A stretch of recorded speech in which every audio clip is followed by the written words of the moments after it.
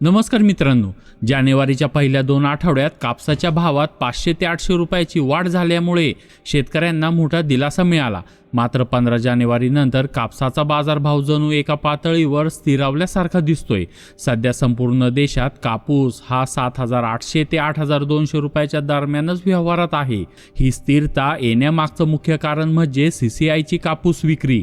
CCIनं यंदा मोठ्या प्रमाणात खरेदी केल्यानंतर 19 जानेवारीपासून विक्री सुरू केली.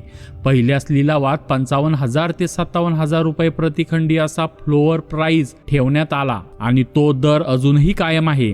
खुले बाजारातही याच दराने व्यवहार होत असल्यामुळे भाव पुढे सरकले नाहीत. त्यातच सरकीचे दर 3,900 ते 4,200 रुपये आणि रोईचे दरही स्थिर असल्यामुळे कच्च्या कापसाच्या भावावर कोणताही दबाव किंवा उचल दिसत नाही. 31 डिसेंबर नंतर भाव वाढण्यामागे 3 कारणे होती. पहिले म्हणजे आयात शुल्क लागू होणे, त्यानंतर देशांतर्गत उत्पादन कमी असणे आणि तिसरे कारण म्हणजे ब्राझील आणि चीनकडून मजबूत मागणी.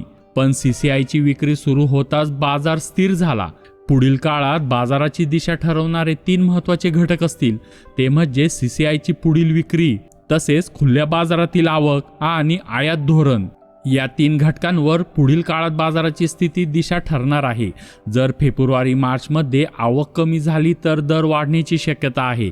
मात्र जर जास्त वाढले तर आयात वाढून बाजारावर पुन्हा दबाव येऊ शकतो. म्हणूनच कापूस विक्री करताना हमीभाव आणि बाजारभाव दोन्ही लक्षात घेऊन योग्य नियोजन करणं अत्यावश्यक आहे. कापूस बाजारातील प्रत्येक अपडेटसाठी आमच्या सोबत राहा आणि चॅनलला नक्कीच सबस्क्राईब करा. धन्यवाद.